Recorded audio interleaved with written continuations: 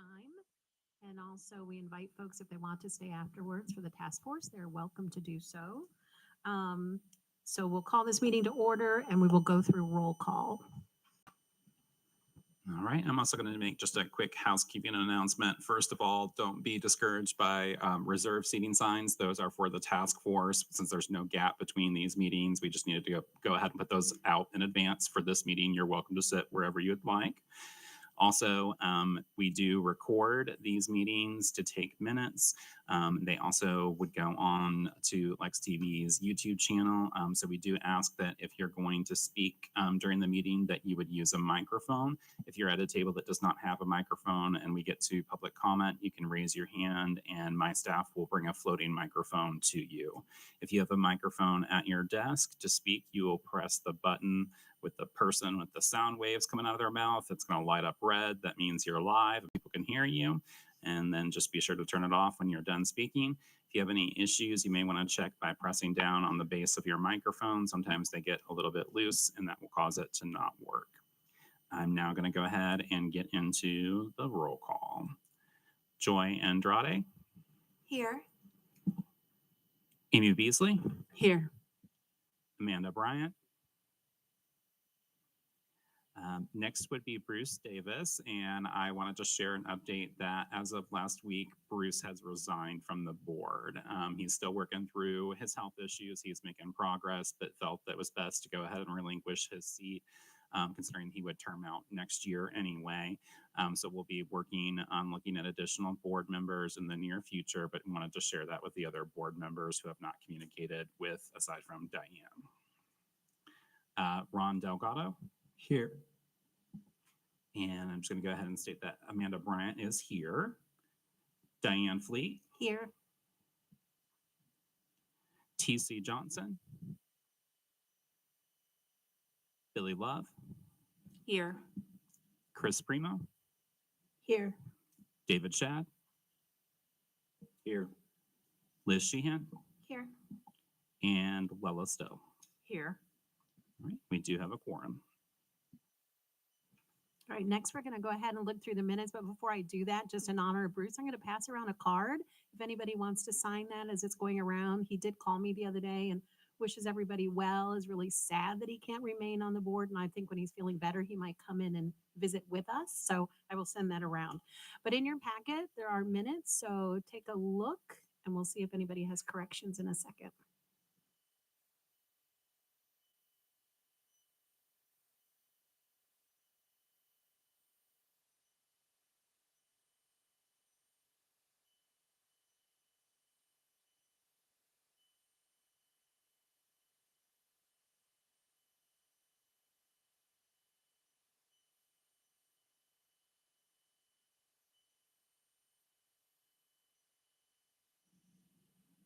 If everyone has had time, do I have a motion to approve the minutes or are there any changes that we need to bring up? All right, Move to approve. thank you. Second. All those in favor say aye. Aye. Any opposed? All right, the minutes are approved. Next on the agenda, public and partner comments for issues that are on the agenda. Does anybody have anything to add?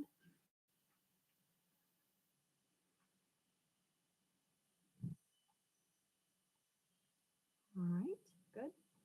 I think we'll move on to committees then. So we have Data and Systems Integration Committee report. That is Joy, but is Adam doing this?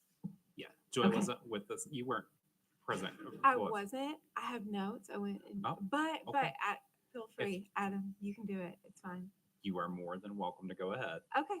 All right. All right. So as Jeff said, I was not there, but Adam did. He called the meeting to order on October 1st at 1:30 at the Donval Campus Center. The first item on the agenda was to approve the meeting minutes from August 6th. And they were approved with little discussion and no change request. The next item was the presentation presented by Lyndon Bond from UK's College of Social Work regarding the hospital point in time count that was performed in January of 2025. So, some key takeaways. The goal was to better understand the rate of housing insecurity and homelessness among hospitalized patients. The count was conducted on the same night as the Lex count from 6 p.m. to 11 p.m. 60 volunteers attended the count, and the assignments covered Chandler, Good Samaritan, and Children's Hospital. Of the 684 possible rooms to survey, they ended up with 310 people who agreed to participate in the survey. They were able to survey across all units of the hospital, which showed the true reach of the initiative. Some of the demographic breakdown is that we saw was it was a nearly even split of male and female participants. Majority of the patients were of Caucasian. They did collect residing county information as well.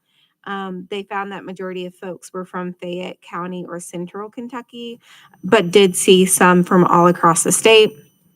Of the 310 people that participated, 245 owned or rented, 42 claimed that they were living with friends, family, 4 said that they were unsheltered, 4 were from transitional housing, and then 4 were from a facility, and 3 from a treatment program, and 2 from a motel and hotel.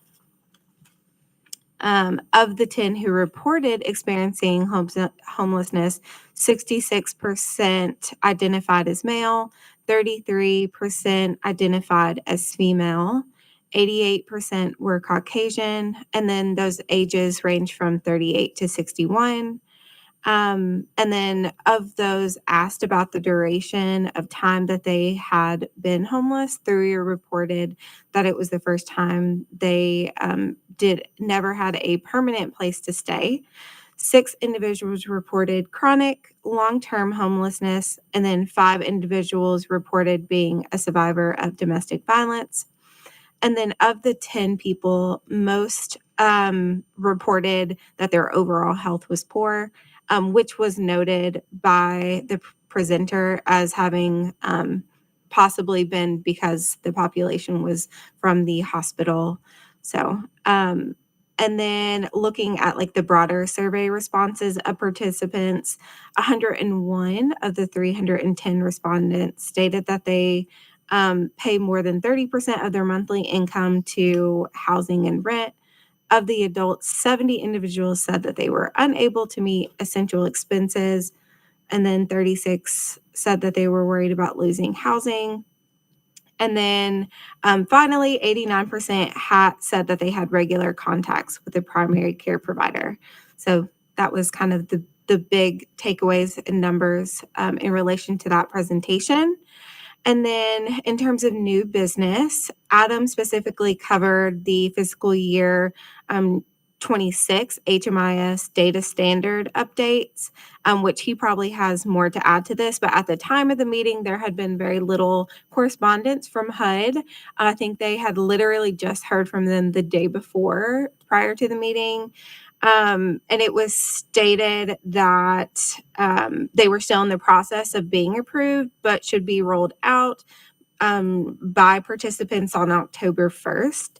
They did grant a 90-day grace period from HUD regarding the data standards. And Adam did go into more detail, but one of the big reminders was that the gender field has technically been retired per HUD and replaced by sex. However, locally, that will still be collected, and those will just be 2 different fields. So both sex and gender are collected.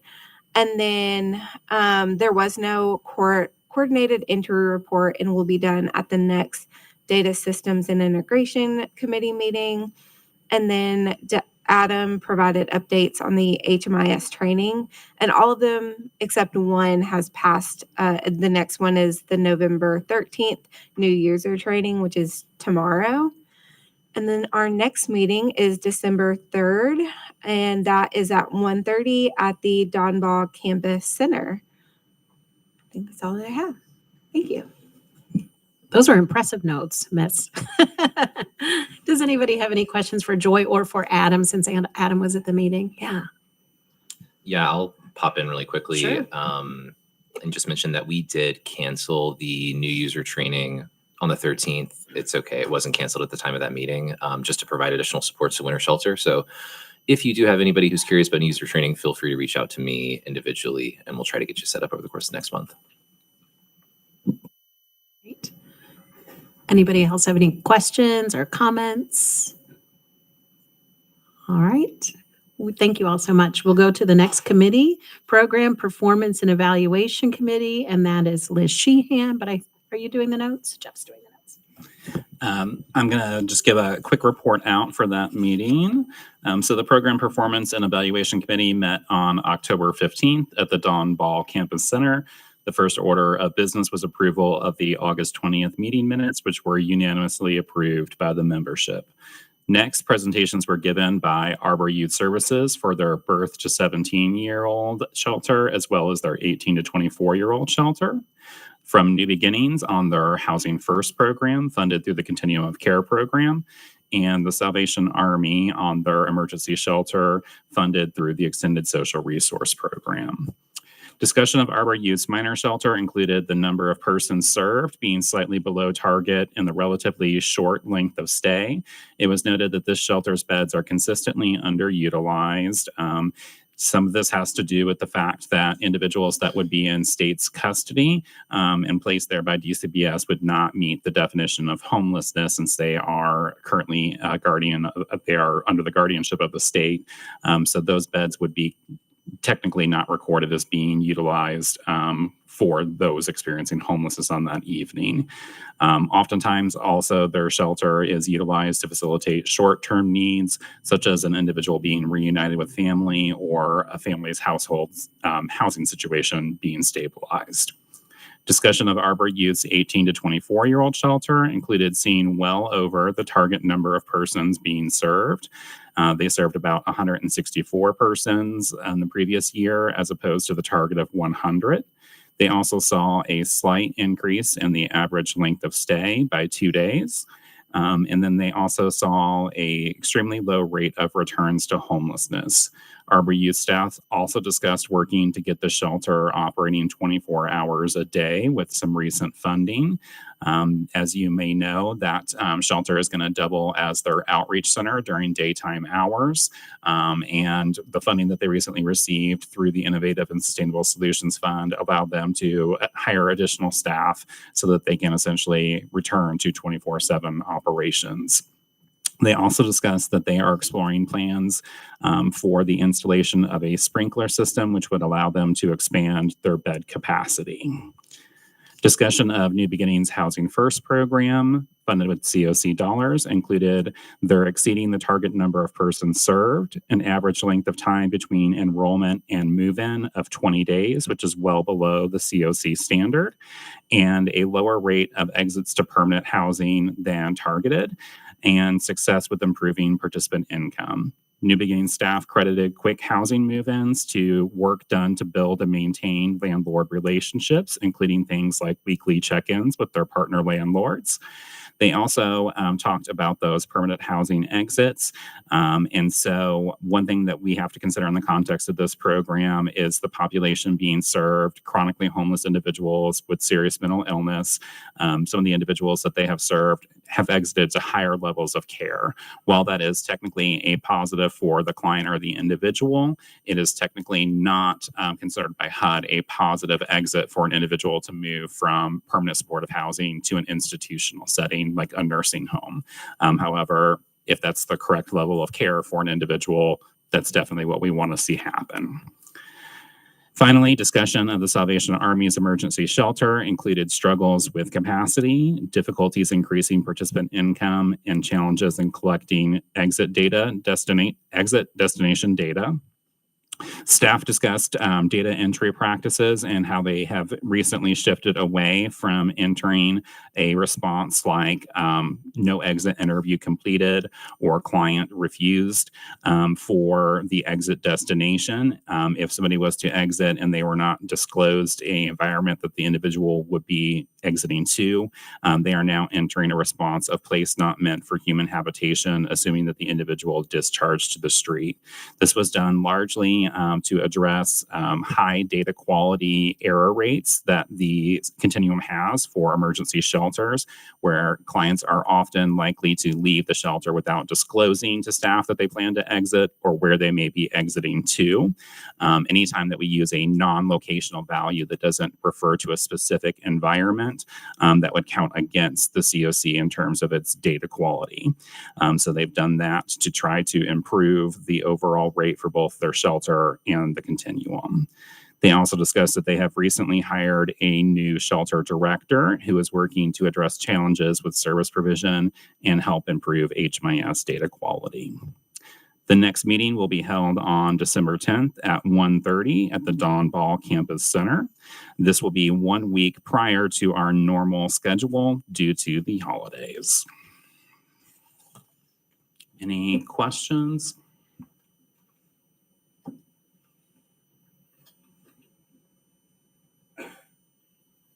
Good. This is a quiet crew. Good. David, I think you are up. So we'll move on to advocacy issues and programs committee report with David Shad. You all have much better note takers than me. I'm a terrible note taker. So we met, the advocacy group met on October 22nd at 1:30 at the Dawn Ball Campus Center. We had approval of the minutes, which was unanimously approved. Let's see. We had, in terms of announcements, we talked about the preparation for the winter response. Jeff was circulating a winter weather plan and working on establishing a temporary winter shelter on Versailles Road. Also discussed the mayor's task force, which is coming later today. The initial meeting being November 12th today.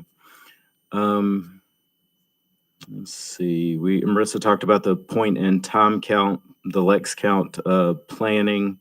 The tentative date for that count is going to be the evening of Wednesday, January 28th. The initial planning meeting was November 5th via Teams. The topics to discuss were methodology, survey tools, HUD requirements, care packages, and volunteer participation. Anything else on that? Next meeting will be November 19th, and Adam Kuhn will be leading that meeting. It will be via Teams. Should be Agenda will be sent December, out. right? Not November 19th, next week, is the Oh, next meeting for For LexCal. Lexington, okay. Sorry, I was getting confused with the actual advocacy committee. Okay, and then we talked about the COC strategy discussion, increasing earned income. We discussed the emphasis on strategies to increase earned income for participants and to diversify intervention options beyond permanent housing. Reviewed a grid of proposed interventions rated for importance and feasibility. Looked at high importance, high feasibility interventions such as transportation assistance, such as bus passes, and mobile job coaching. Jubilee Jobs also shared their job coaching strategies and the capacities of their program. The issue or the idea of pop-up mobile community resources and bringing employment and mental health services to the population were discussed as being models that are ideas that we would like to put into place. There were suggestions for better communication across agencies and providing training among the different service providers. I think Jubilee may have offered to talk with some of the other programs about what they're doing and their program.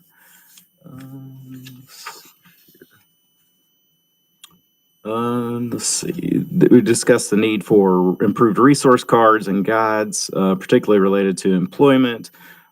Explore the idea of partnerships for employment and mental health, including the use of telehealth and integrated care providers, and discuss second chance employers, hosting employer engaged events, that sort of thing. All right, so on to the next idea was, let's see, where are we?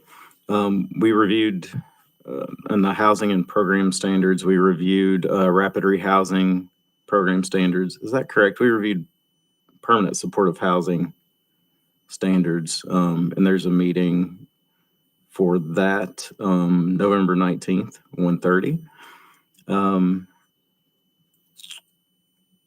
And discussed transitional housing employment supports as being important for that population. We discussed the 1915 RISE initiative for billing Medicaid. Medicaid at the time was offering a Medicaid Academy to allow providers to learn more about the Medicaid system providing services along that waiver. That has happened. I know Hope Center participated in that, and I think someone else did. I don't know who else. But that is still available. That opportunity is still available if you're interested. It was very informative and I think very useful. So I will recommend that to any agencies who are thinking of that. We also talked about the update on targeted youth supports and renewing the efforts to convene a party of people who were interested in looking into that. Chris brought that up originally, and so we're trying to get a group together to further hash out some of those issues. The lived experience engagement, plan to host a session to incorporate perspective of people with lived experience, especially ahead of the task force. And the plan was to restart that group. You look like you have something to say, Marissa. No, I was just going to mention that now that the task force is up and running, we'll make sure that folks with lived experience can be aware of these meetings, know about these meetings, and that way they can be in attendance. Absolutely. Fantastic. And in terms of announcements, we talked about upcoming family learning community dinner, a new home modification program for elderly and low income individuals. There were flyers that were available there. And let's see, I think that's all. Then the discussion was on the winter shelter, some of the specifics of that. The temporary winter shelter will operate as site-based drop-in facility with 216 beds, following a similar structure to the Hope Center model a couple of years ago. And our next meeting, December 17th, 1:30 at the Don Ball Campus Center. Thank you so much. Does anybody have any questions for David or comments? I was just going to add on to what David said about the 1915I RISE initiative and the Medicaid Academy being offered through Kentucky Housing Corporation and the Corporation for Supportive Housing. They met with representatives from each of the three COC's leadership earlier this week and let us know that of the 20 spaces they have available, there's still approximately 10 of those spaces that are available. If there are other organizations that have a desire to participate, even if you missed the informational webinar, you can still reach out to Leah Werner at CSH. We sent out an email through our mailing list earlier this week with her contact information. It's pretty simple. All you need to do is reach out to her with the interest and the ability to participate in the process. It is going to be several weeks, I think 16 to 20 weeks, somewhere in that neighborhood. But it's intended to give people, organizations, the ability to get some support and building capacity to build Medicaid for housing support services. So definitely encourage those of you already doing this work to consider that opportunity to help you recoup some funds through Medicaid billing. Leah Werner, it's going to be Leah, Leah.Werner, WERNER @CSH.org. Literally by Friday the 21st, all you need to do is reach out and say, I'm interested. I'll add to that. That's a lot of commitment. 16 to 20 weeks. That doesn't necessarily commit you. Ultimately you develop a team, and some of the topics will relate more to billing staff or that sort of thing. So it's not necessarily you're going to agree to do 20 weeks of training. So just if that is a deterrent, I wanted to make sure that you knew that. That would be a big commitment. That would be a deterrent. Thank you for clarifying. Anyone else? No. Jeff, we're moving on to your portion of the meeting. So now we're talking about encampments. All right. I'm going to go ahead and give the encampment report for this month's meeting. Probably in January, you'll hear from Steve Gehafer, our new encampment coordinator. Steve, if you just want to raise your hand so people know who you are. We announced last meeting that Steve recently joined our team full-time. Previously, he had assisted our work in addressing homeless encampments, but he was an employee of code enforcement and had other job duties. So he's now working with us full-time, also has a law enforcement background, has probably visited hundreds, if not thousands, of camps for LFUCG over the years. So definitely, we're really grateful to have him on the team. For this month, we're reporting on any encampments that we have worked since the, I guess it would have been September board meeting. We had a total of 4 locations where we performed removals. The first location was at Man of War and Nicholasville Road Bridge. This is going to be a designated emphasis area. The OHPI received notice from code enforcement about this camp on August 20th. We were successful on August 27th in making contact with 2 individuals. They declined services. We had additional attempts on September 5th, September 8th, and September 15th. The only visit that we had additional contact was on September 8th with 1 individual, and services were declined. As an emphasis area, we are not required to post notice at this location, but we did make numerous attempts to try to make sure that people would not lose belongings or have unnecessary law enforcement contact. Ultimately, the removal was planned for September 15th, and the cost for that cleanup was $1,921.61. Location number 2 was the DeVille Greenway. This was notified to the OHPI by Environmental Services on August 21st. They had identified by doing landscaping a potential camp. We were able to determine that there was no sign of an active encampment there. As such, no notice was posted, and it would be a relatively nominal cost of $563.30, cleaned and removed on September 30th. Location number 3 was at the Buena Vista Greenway. This was largely just trash and debris from previous issues that were addressed earlier in the year. We were notified by police on September 24th. Outreach and the encampment coordinator were able to go out next day on September 25th, determined that there was no active encampment, and a cleaning was scheduled for October 9th at a cost of $420. Finally, we had the 4th location of the East Loudon Railroad Bridge. This was notified to the Office of Homelessness on September 25th.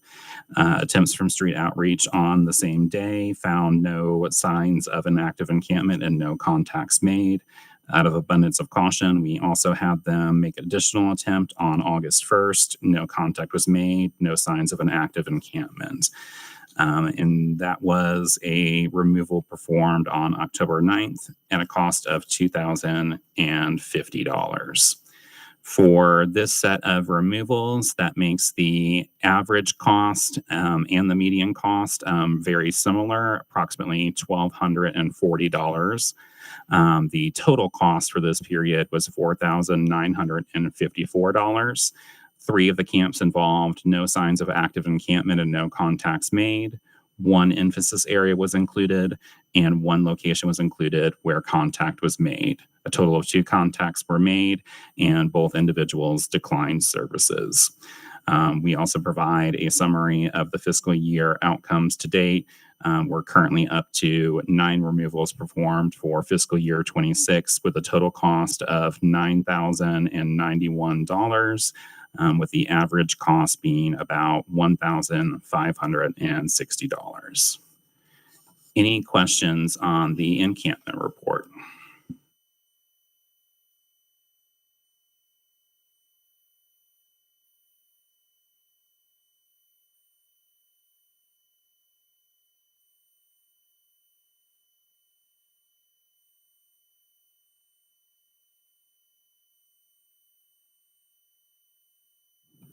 All right, hearing none, I'll go ahead into the OHPI Director's Report, and we'll start with the budget update.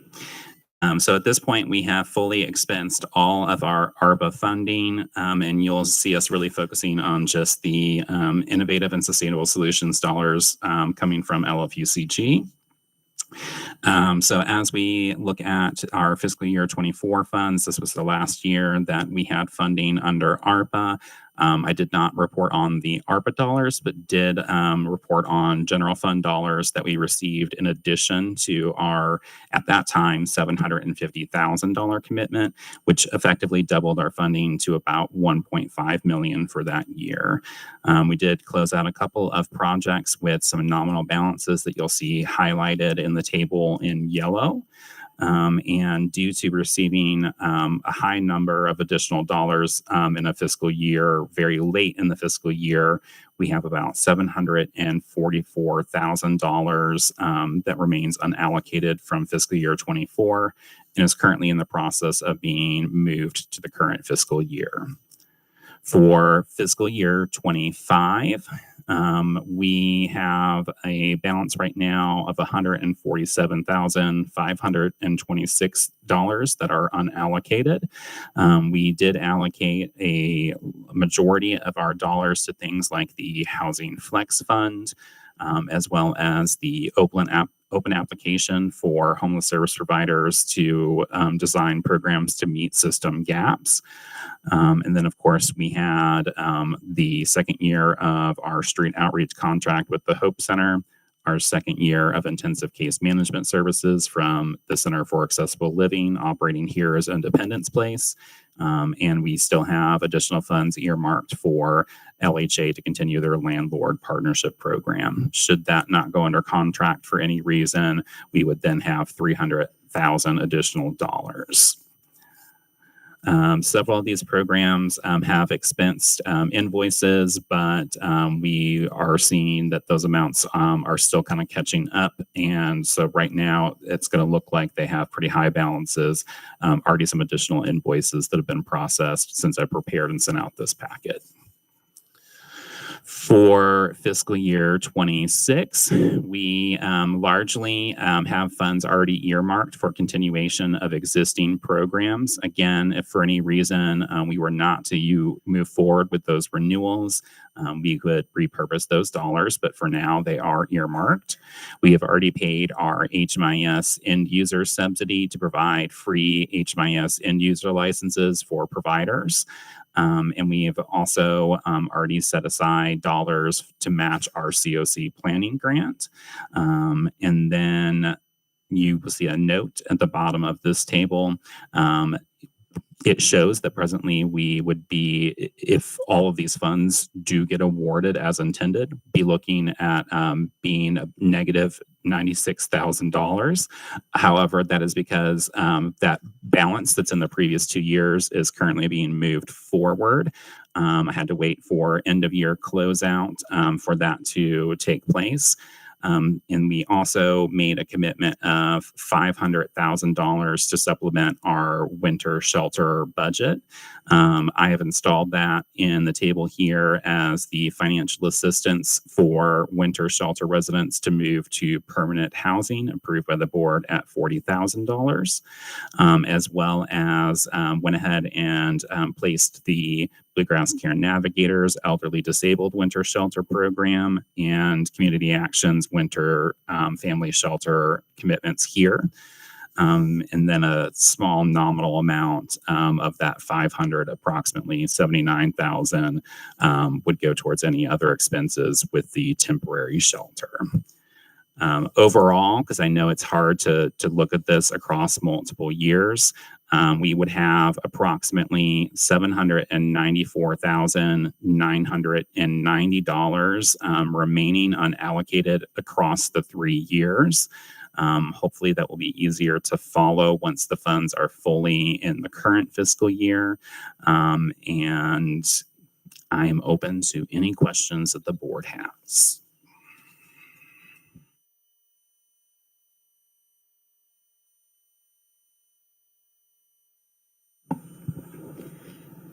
Do you have any proposals to present to us maybe at a future meeting about how we might allocate those remaining funds? So I am kind of taking the approach related to two things. To not try to fund large amounts of money with the remaining dollars. I think that we are best served to largely hold on to whatever dollars remain at this point for two reasons. One, I had intended to give an update on the Continuum of Care program. So we are still awaiting additional word from HUD about a potential fiscal year 25 competition. When we submitted under the 24 NOFO, we were told it was going to be a 2-year cycle. Then in July, we received one and only one email telling us that we should anticipate a competition this year. That also included some potential changes, different types of programming that might be eligible, different priorities that the new administration has. However, we have not heard anything further about a competition. No date has been announced. No NOFO has been released. Right now, there are a lot of national organizations that are advocating that people contact their representatives and go ahead and request that there not be a competition, that they hold to the original word of the 24 NOFO and do not force us to do a NOFO. The concern is typically we would do that process with the NOFO releasing in July, an application process that would go through the fall, and then we would submit a final application somewhere between September and October. For us to try to do a competition in the calendar year, we would be extremely hard pressed to be able to put together a quality and community application, and our providers would have virtually no time to put together renewal applications or new project applications. That would be further complicated if there were any changes in what is allowed. Recently, there has been an interview first from some anonymous HUD staffers with Politico. They have told Politico that we should anticipate a potential restriction on permanent housing funding, that the amount of our COC dollars received as a community that can go towards permanent housing, which right now is almost all of our funding, would be capped at 30%. This would effectively displace a lot of people who are currently housed through things like permanent supportive housing programs, forcing them to potentially return to homelessness.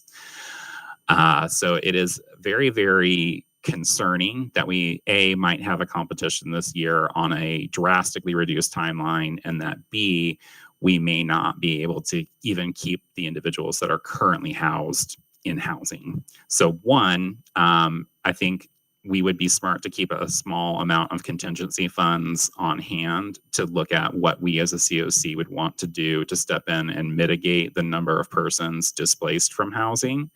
I don't know that we would have a budget that would be able to prevent anyone from potentially returning to that situation, but we would need to take a look at that as a board and a continuum and figure out the best way to maximize those resources and mitigate the community impact. The other reason I largely hold off on funding large additional programs is we are, after this meeting, holding the first meeting of the mayor's task force on homelessness. And I think that we should probably have the input of the task force in any kind of major investments that we make from this time moving forward to make sure that we are not going to operate out of alignment with the recommendations of the task force. However, one thing that I will put on the board's radar is the Housing Flex Fund. We had introduced that as a source that could potentially rapidly exit someone from housing or prevent them from entering homelessness altogether. We awarded $300,000 to Arbor Youth and Community Action, $100,000 sitting with Arbor, $200,000 sitting with Community Action. You can't necessarily see it because I'm still working through some invoicing with them. But at this point, almost all of Community Action Council's funding has been exhausted, and Arbor doesn't have a significant balance. We have paused that program approximately 4 weeks ago to go ahead and allow them to finish processing the applications they'd already received. And for us to get together, I think we're meeting, I want to say Thursday of this week, to start talking about changes that could potentially make that program more sustainable. We obviously don't have the level of resources to go through 300,000 every quarter, when that was an amount that we had originally intended would be an annual amount. So we're going to have to look at things like setting a monthly allocation within their budget that once the funds are gone for a given month, we would have to, unfortunately, turn down additional applications or place individuals onto a wait list. We're also looking at if we might need to refine any of our eligibility criteria potentially. For example, with those accessing prevention funds, do we need to impose a requirement that an individual household have a court date scheduled to try to reach those who are at the most severe risk of being homeless? So I do think that we may want to consider additional investment in the Housing Flex Fund. What we're trying to do is meet with those providers, get their input from their experience operating the program, but also my team from a data standpoint is looking at where's the majority of the money going? Is it to trying to move people into housing? Is it to support prevention? And we can kind of look at the key areas that we might need to zero in on. I don't feel like we have all the data prepared to bring a formal request to you today on that, but it's something that we would definitely probably be looking at having the conversation at the January board meeting, or potentially seeing if we could get a quorum at one of our committee meetings in December to have that be voted on. I understand that was a very lengthy answer to say, not right now. Well, actually, you touched on things that I was specifically wondering about. So I was wondering about the Flex Fund and whether we wanted to add money to that because I knew we had paused it. And so I appreciate you looking into that and bringing us some data in January. And I'm just going to say this aloud to also say I have concerns about the potential federal cuts to the permanent supportive housing because I feel like that's going backwards. And I think it's wise for us to have some money on hold just to address anything that comes up that we can't anticipate at this point. Thank you. Yeah, and just to kind of wrap that up, I will say that what we anticipate with the COC program is that the limitation on permanent housing is going to essentially mean that we're going to really have to focus on rapid rehousing, and permanent supportive housing would largely not have support. We, as a community, will probably try to look at what we can do to preserve as many of those beds as possible. But they have already announced that there would be the possibility that transitional housing could be available as a program type again, as well as street outreach. Street outreach has never been available as an eligible activity under the COC program, so that would be entirely new. While for us, we locally struggle with finding sustainable sources other than local dollars for that, we wouldn't want to do it at the expense of housing. And in terms of transitional housing, we expect that we will be encouraged to shift most of our dollars to transitional housing. While we understand that that might fulfill some needs, what the concern is, where do we transition people to who don't have the ability to become self-sufficient within a limited period of time? And if we don't have those permanent supportive housing beds to connect them with, it makes it even more concerning that we would be in a position of only being able to operate short-term assistance for households. Other questions from the board or comments related to the budget update?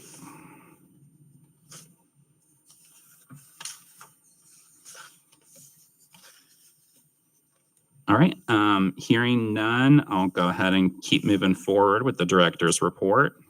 Next was an update on our winter weather response. So unfortunately, we had to announce a delay in the opening of the temporary shelter. That is the resource that adds 216 beds for adult men and women to supplement. As this group well knows, we currently would have enough resources with the addition of seasonal shelter beds, but when we look at our year-round shelter beds, we would actually generally be operating over our capacity during the winter months.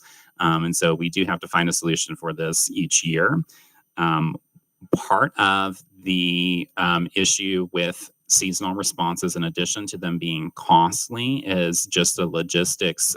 We had to find a new location for the temporary site because we were not able to return to the YMCA's property. So that means that we had to install new utility connections, which again drives that price up, but also just makes the timeline and the logistics very challenging. So despite starting on this well ahead of time, we hit a snag with the electric. Sometimes that involves things like special parts that have to be ordered that might be months out from being available. We also had to have KU come out and run a line to a new transformer. So there's a lot that is involved there. And the electric just was not able to be activated and inspected prior to the 1st, which we initially intended as the opening date. So we are on track to open this Saturday, November 1st. I'll be sending out an email as soon as I have an opportunity, probably first thing tomorrow morning, with additional information about that Saturday, November 15th opening date. I could tell that I must have spoke because Jenny and Chris were giving me face. Thank you. And we've confirmed that we should be able to get our final electric inspection as early as Thursday. And so just going to keep it the announced date of the 15th and send out additional details around the time, where folks need to enter, a phone number to reach shelter staff if there are any questions, and make sure that any kind of requirements are listed in our winter weather plan document. So that updated document should go out to you tomorrow. In addition, we would have our winter resources with Community Action Council and with Bluegrass Care Navigators. Both of those resources did launch on November 1st, as anticipated.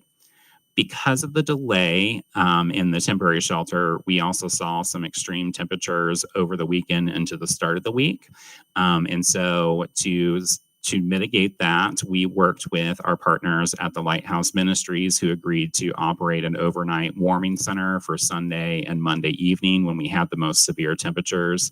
They operated 7 p.m. to 7 a.m. on those evenings. New Life Day Center staff were gracious enough to open at 7 a.m. Early for them on Monday and Tuesday, allowing individuals to potentially go from the warning center straight over to New Life Day Center. Speaking with Chris on Monday morning, I know the majority of individuals that went to the warming center did come see them at New Life. We also had worked with the New Life Days, with the Catholic Action Center, who helped provide some supplies and helped operate the Compassionate Caravan over the weekend to share that information. And then Lexington agreed to go ahead and include the Lighthouse Warming Center in their free rides to shelter under activation of our winter plan. So just a thank you to the partners who helped with that interim response. And a note to let people know that if you've got a question, into me an email right now about the temporary shelter, that's going to be answered once I get my group email out. Hopefully that will be tomorrow morning. And originally planned to get it out today, but have the double meetings of this meeting followed by the task force. Are there any questions at this time related to winter response?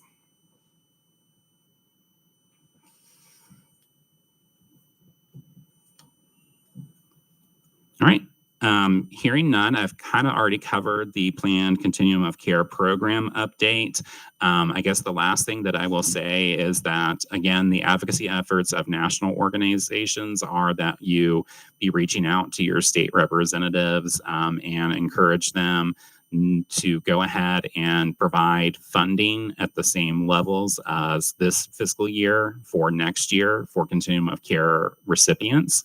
That would allow us to have the opportunity to go ahead and renew and not have to go through a greatly reduced application period.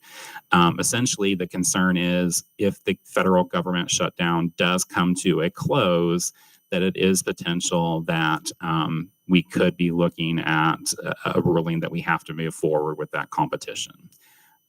I will say, unfortunately, I'm not sure. I'm not trying to discourage anybody. Definitely advocate. I'm not sure that we are in Kentucky with our elected representatives really looking at any kind of significant change and stance on that COC funding. I think right now they're targeting a couple of key individuals. I know a lot of people have been looking at Hal Rogers as potentially one of the individuals that could be swayed, but it doesn't look like there's a significant chance for us to swing that vote in our favor, at least in our state. Any questions about anything that I've covered in the director's report?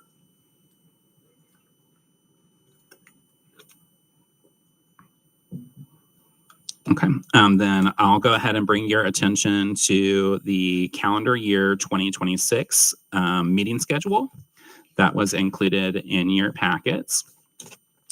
I will note that we are still working on finalizing a location for the Program Performance and Evaluation Committee. So right now that's going to be listed as TBD. But I wanted to get all dates in front of the board so that we could go ahead and vote and approve that prior to January, because that's going to be the next time that we meet.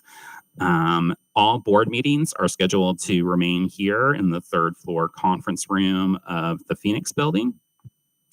Our Data and Systems Integration Committee is going to be moving to the Marksbury Family Library, Community Room B. And then Advocacy Issues and Programs is slated to continue to remain at the Don Ball Campus Center. You will see asterisks next to the December dates of Program Performance and Evaluation Committee and the Advocacy Issues and Programs Committee. Both of those meetings are going to fall outside of our normal schedule. Typically, PPE would meet on the third Wednesday and Advocacy would meet on the fourth Wednesday of the month. However, I seriously doubt that you all want to be here with us over the holidays. So PPE will have a December date of December 9th, and Advocacy in December will meet on December 16th. Definitely open to any discussion that board members would have around the proposed schedule. But if there are no questions, then we would be seeking a motion.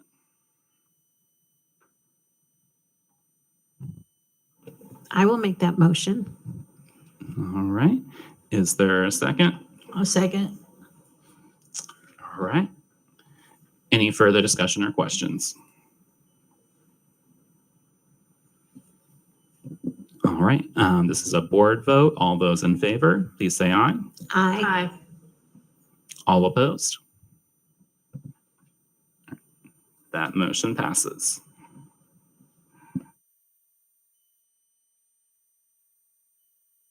All right, that's going to bring us to other issues and public sharing. This is for items not on the agenda. So it does not have to be an agenda item. If there are announcements, questions, comments, now would be the time.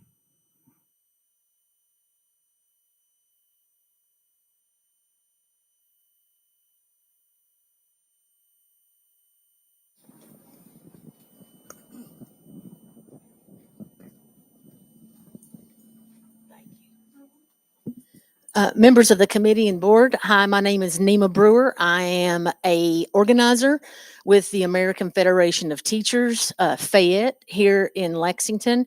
We have been organizing for about 4 or 5 years, 4 years hardcore.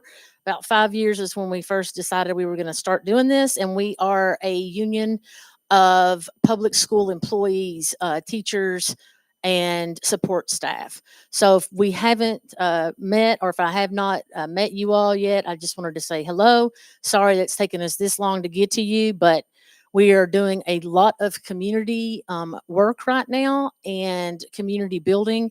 And first of all, we wanted to be a community partner with you guys. We wanted to throw our name out there and say, we're here, we're listening. We understand that public schools are a microcosm of our greater community, and we want to make it better, not just for staff and not just for teachers, but for the families that we serve and the families that are here in Fayette County in general. So that's kind of about us. We're incredibly focused on social justice issues as well, and we're a little bit more rowdy than your typical thinking of teachers anything. So we're a little bit rowdier. I am not a teacher.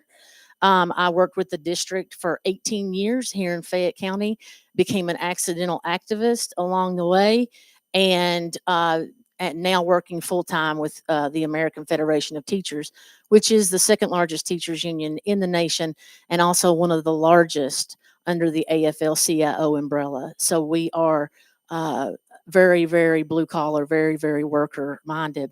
Why I'm here specifically today is to let you guys know that we have asked the school board to begin talks about producing, promoting, procuring a safe sleep lot for our families in that we serve in the district, specifically families and students who may be homeless and may be living in their vehicle.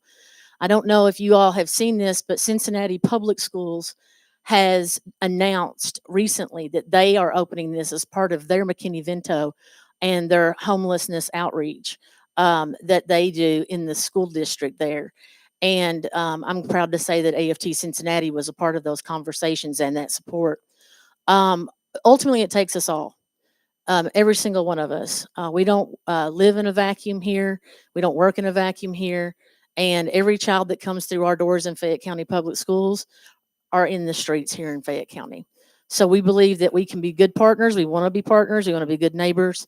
And I want to read to you guys a little bit about what we said to the school board in case you weren't aware. Sorry. Technology. Okay, I'm sorry.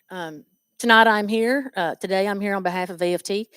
We're asking the board and the district to work with us and our community partners to assess the viability of implementing safe sleep lots in Fayette County Public Schools for our unhoused families living in their cars. The program would model the Cincy Public Schools plan to explore ways to provide more support to families in unimaginable situations. With the current state of SNAP, due to the prolonged government shutdown, and all of the mess, our families are in dire situations, and it is more urgent now than ever. We must do more, we must get creative, and we must be a safety net for our families and communities now more than ever. We're looking forward to hearing back from the board and scheduling a meeting as soon as possible. So I wanted you all to hear that and let you all know that anyone with the council, with anybody, we'd love, as we're building this and creating this goal and plan and idea, we're asking for the help from our labor associations. We're asking for the help from basically anybody that wants to get involved and feels like that they have some good ideas. I will also quickly share a couple of highlights about the Cincinnati Safe Sleep Lot, if I can find that. Let's see.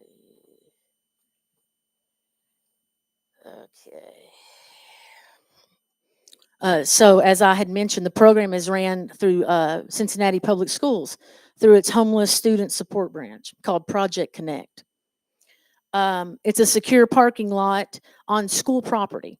So this would allow us to provide a secured lot for safety purposes It would also allow us to provide Wi-Fi services so our kids can do their homework and know exactly what's being done. There would be no camping.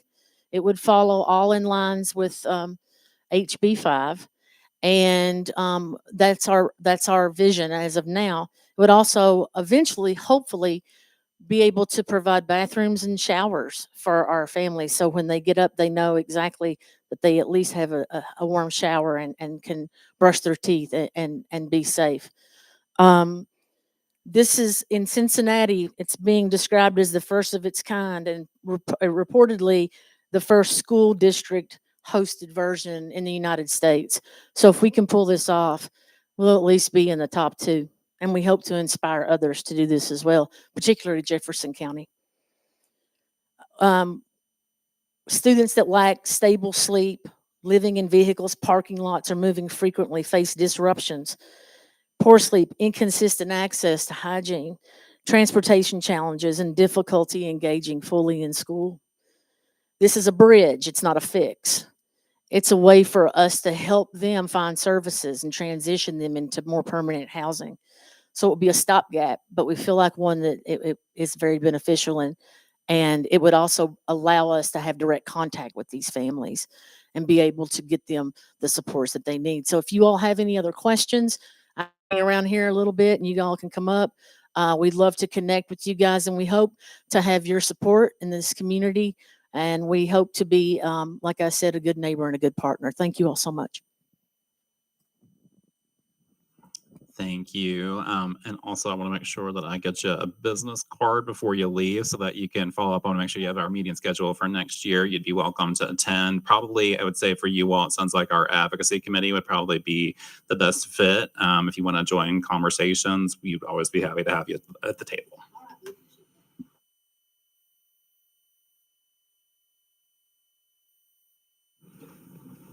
Any other comments or issues or things you want to bring up? Any announcements? Yeah. I'd like to invite everyone to AVOL. We are having an open house on December 2nd. We're kind of tying it in with World AIDS Day. So we're looking at a perspective of where AVOL started as a grassroots effort and where we are today. We're going to have some speakers, some previous clients, a previous executive director. That is December 2nd from 4 to 7. So, and we're having a s'mores station too. So that should be fun with a fire pit. So please feel free to come out and join us. And feel free if you want to send anything in email. I'm happy to send it out through our contact list.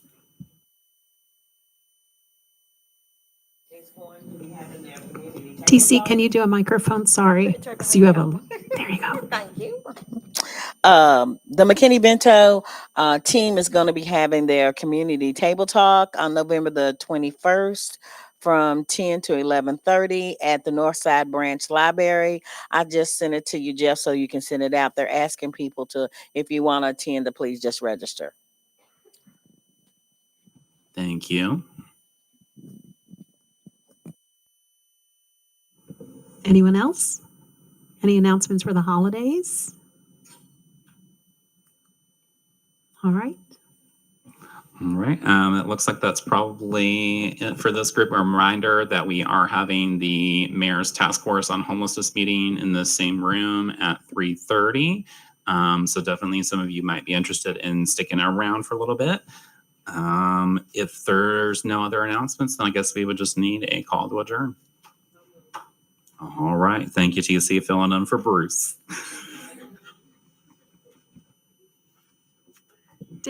Did everybody get to sign Bruce's card? Good. TC, did you come in time? Okay. All right. Good. Thank you. I'll get that in the mail.